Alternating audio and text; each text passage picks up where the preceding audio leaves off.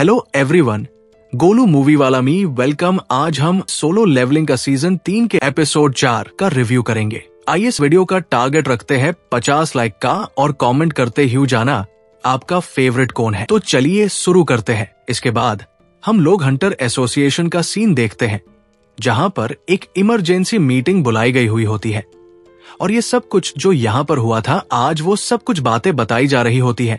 Mister चूल इन सभी लोगों को बताते हैं कि जो म्यूटेट आंट अभी कुछ समय पहले ही अपीयर्ड हुई थी उसको एक ही दिन में हरा दिया गया है। सबसे पहले इन लोगों को एक छोटे से आइलैंड पर देखा गया था जहां पर इन लोगों को पूरी तरीके से खत्म कर दिया गया था। तो इसका मतलब तो ये जरूर है कि ये लोग उस जगह से इस जगह तक ट्रेवल करके आए हैं।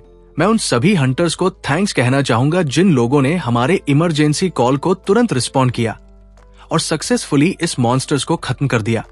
लेकिन इन सब में हम लोगों के 4 ही रैंक के 1 डी रैंक का हीलर और 1 सी रैंक का लीडर मारे गए हैं। और जब ये बैटल हो रही थी तभी बीच में एक रैंक के हंटर ने इस बैटल को ज्वाइन किया और उसने सक्सेसफुली उस आंट मॉन्स्टर को खत्म कर दिया। मीटिंग में बैठा हुआ एक जो दूसरा ऑफिसर होता है वो काफी ज्यादा गुस्से में कहता है कि इतनी लंबी स्टोरी क्यों सुना रहे हो, मतलब सिर्फ कहने का यह है कि कम से कम एक रैंक का हंटर चाहिए एक सिंगल म्यूट आंट को मारने के लिए।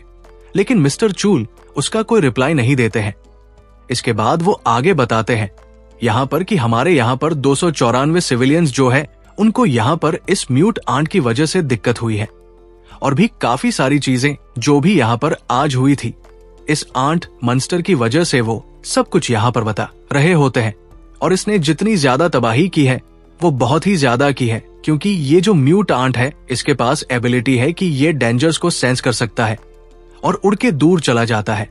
और फिर यहाँ पर आपस में लोग आपस में बात करने लग जाते हैं कि ये मॉन्स्टर कितने ज्यादा ताकतवर है, अब हम लोगों को क्या करना चाहिए। ये सब कुछ यहाँ पर चल रही होती है बातें।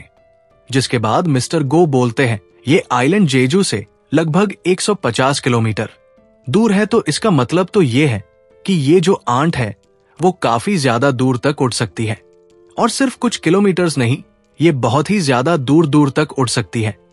और हमको ये भी नहीं मालूम कि कितनी ज्यादा दूर तक जा सकती है। कहीं ये और भी ज्यादा दूर तक अगर चली गई तो ये हमारे जो नॉर्थन रीजन है वहां तक भी जा सकती है। जिसके बाद यहाँ पर फिर से आपस में लोग बात करने लग जाते हैं कि ये आंट फ्लाई कर सकती है, क्या ये बाकी मॉन्स्टर से भी ज्यादा ताकतवर है। और साउथ कोरिया हर एक सिंगल आइलैंड पर अपना एक हंटर नहीं भेज सकता जैसा कि जापान ने किया। हमारे पास उतनी ज्यादा मैन पावर नहीं है और अगर हम लोग लो रैंक के हंटर्स को भी उन जगहों पर तैनात कर दे तब भी वो हंटर सिर्फ उन आंट मॉन्स्टर्स के फूड बनेंगे और कुछ भी नहीं बिगाड़ पाएंगे। उसका मिस्टर गो अपने मन में सोच रहे होते हैं आखिरकार साउथ कोरिया के इस सिचुएशन में कौन हमारा साथ देगा। और ये ऐसी सिचुएशंस है जो कि हर कंट्री में हो रही है। तो हमें भी नहीं मालूम कि आखिरकार हमको कौन प्रोटेक्ट करेगा, कौन हमारी मदद करेगा। फिर मिस्टर गो उन लोगों को कहते हैं कि मेरे सर में दर्द हो रहा है और वहां से जाने लगते हैं। तभी मिस्टर चूल मिस्टर गो के पास आते हैं और मिस्टर गो से कहते हैं मिस्टर गो कुछ बात करनी है। मैंने मीटिंग के दौरान ये सब कुछ बातें बताई नहीं, मैं सीक्रेट आपसे बात करना चाहता था इस चीज के बारे में। जिसके बाद वो उसको बताता है कि मिस्टर वांग डोंगसू जो कि स्कैवेंजर गिल्ड से हैं कि उन्होंने नोटिफाई किया है कि वो अपकमिंग जीजू आइलैंड पे जो रेड होने वाली है उसमें पार्टिसिपेट करेंगे। मिस्टर चिल उन लोग को बताते हैं कि सबसे जरूरी बात तो ये है कि उसका जो टारगेट है वो सांग जिन वू होने वाला है। मिस्टर को बोलते हैं कि आखिरकार फिर हम लोगों को इससे कैसे निपटना चाहिए। मिस्टर चेर उसको बताते हैं कि मैंने एक रिक्वेस्ट रेज की है ताकि मिस्टर वांग डोंगसू को उस रेड में जाने से रोका जा सके। और मैंने उन लोगों को वो बातें बताई जो कि मिस्टर बेक के साथ हुई थी जब वो रेड गेट के इंसिडेंट में गए हुए थे वहां पर।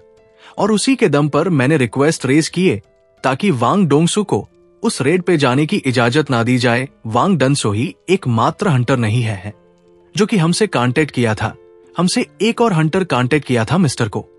काफी ज्यादा हैरान होते हैं। वो कहते हैं आप कौन मिस्टर चूल।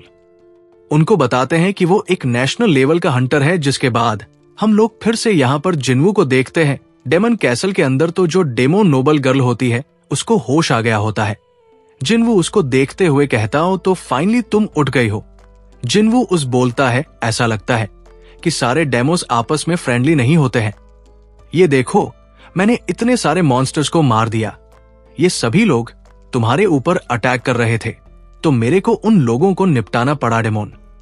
गर्ल ये देखिए काफी ज्यादा हैरान होते हो, कहते क्या वेट, मतलब जब मैं बेहोश थी तो तुम मेरे को प्रोटेक्ट कर रहे थे इन लोगों से, जिसपे वो जिन को थैंक्स बोलती है। वो उसको बताती है कि जिन डेमोस के पास दिमाग होता है और जिन डेमोस के पास दिमाग नहीं होता है वो एक दूसरे को अपना दुश्मनी मानते हैं। जिन वो उससे बोलता है कि वैसे मेरे को एंट्री परमिट कब तक मिलेगा, कितना समय मेरे को इंतजार करना पड़ेगा। जिसके बाद जो डेमोन गर्ल होती है वो जिनवू अपने फादर के मेंशन में ले आती है।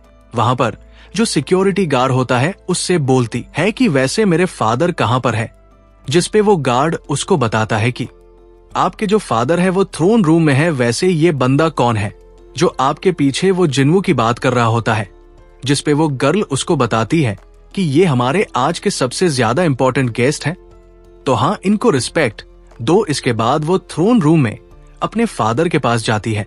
वो अपने फादर को बताती है कि मैं अपने साथ किसी को लेकर आई हूं। जिन वो उसके फादर को देख के काफी ज्यादा हैरान होता है, कहता है तो ये थ्रोन रूम है डेमो नोबल गर्ल के जो फादर होते हैं वो जिन वो तर देखकर काफी ज्यादा हैरान होते हैं।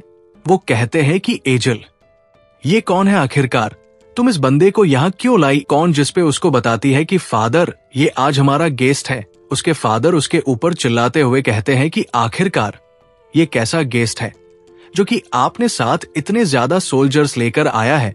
एजली देख के काफी ज्यादा हैरान होती है कि आखिरकार मेरे फादर किस चीज के बारे में बात कर रहे हैं। एजल के फादर उसके ऊपर चिल्लाते हुए कहते हैं कि आखिरकार तुमको दिख नहीं रहा क्या इसके पीछे कौन है? इतने ज्यादा सोल्जर्स ऑफ आर्मी है इसके पीछे। जिन वो अपने मन में सोचते हुए कहता है तो इनकी जो सेंस है वो काफी ज्यादा शार्प है। एजल के फादर जिनवू पर काफी ज्यादा तेज चिल्लाते हुए कहते हैं कि आखिरकार तुम्हारी हिम्मत कैसे हुई, तुम मेरे घर में इतने सारे सोल्जर्स को लेकर आ गए। जिसके बाद वहां पे जितने भी आसपास गार्ड खड़े होते हैं वो सभी के सभी लोग जिनवू को चारों तरफ से घेर लेते हैं। जिनवू एजल के फादर से कहता है कि मैंने एजल से प्रॉमिस किया था जैसे ही ये मेरे को एंट्री परमिट दे देगी मैं इस जगह को छोड़ के यहां से चला जाऊंगा।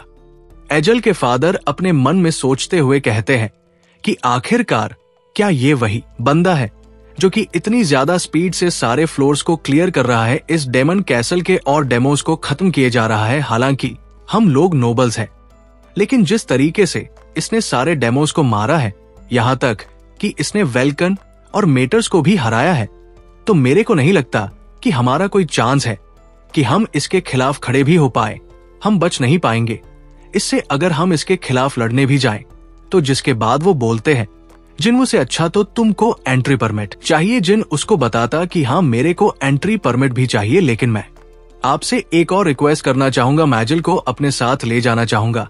जिन वो अपने मन में सोचते हुए कहता है कि वैसे हाँ मैं एजल को अपने साथ सिर्फ इसलिए ले जाना चाहता हूँ कि यही है जो कि जानती है कि जो बाकी टॉप फ्लोर्स के परमिट एंट्री है वो कहां पर है, तो मेरे को उन एंट्री परमिट को ढूंढने के लिए इसकी जरूरत होगी। लेकिन क्या मैंने कुछ गलत कह दिया? क्या जिन वो वैसा इसीलिए सोच रहा होता क्योंकि जो एजल के फादर होते हैं वो काफी ज्यादा गुस्से में होते हैं, वो काफी ज्यादा भड़क गए होते हैं। इसके बाद अगले सीन में हम लोग देखते हैं कि एजल के फादर जिल ये सभी लोग बैठकर आराम से खाना खा रहे होते हैं। जिन वो अपने मन में सो दोस्तों कहता है कि मेरे को लगता है कि इन्होंने मिसअंडरस्टूड कर लिया था मेरे को, क्योंकि मैंने इनसे बोला था कि मैं एजल को बोरो करना जा रहा हूं और इसी वजह से शायद इनको लगा हो कि मैं एजल को यहां पर खरीदना चाहता हूं। एजल के फादर जो कि जिनवू की तरफ देख रहे होते हैं अपने मन में सोचते हो कहते हैं कि मैं एक इंसान से नेगोशिएशन कर रहा हूं, ये मेरे प्राइड को बहुत ही ज्यादा हर्ट कर रहा है। लेकिन अगर ये इंसान इन सभी डार्क सोल्जर्स का मास्टर है, मुझे नहीं लगता कि हमको इसके साथ बैटल करनी चाहिए। एजल के फादर जिनवू से कहते हैं तुम मेरी बेटी को खतरे में तो नहीं डालोगे ना? जिन वो अपने मन में सोचते कहता है कि यार एक मॉन्स्टर अपनी बेटी के लिए ना चिंतित है। आज जिन्वू कहता है, हाँ मैं वादा करता हूँ, चिंता मत करो, आपकी बेटी को कुछ भी दिक्कत नहीं होगी। जिसके बाद एजल के फादर कहते हैं चलो ठीक है, और फिर वो यहाँ पर अपने गार्ड से कहकर एंट्री परमिट लाकर जिन्वू को दे देते हैं। जिन्वू को भी जो एंट्री परमिट है वो मिल जाता है। जिन्वू चेक करता है तो वो सही में एंट्री परमिट होता है, जो कि अब जिन्वू को अलाव कर देगा कि वो अब नेक्स्ट फ्लोर पर जा पाए, यानी 31 नंबर का जो फ्लोर है उसमें वो एंट्री कर पाएगा। जिसके बाद जिन्वू वहां से जाने लगता है। जब जिन्वू जा रहा होता है तो जिन्वू को सिस्टम उसको बताता है, थैंक्स फॉर वॉचिंग, टारगेट है 100 लाइक्स और 50 कमेंट का, इसको पूरा करते ही जाए।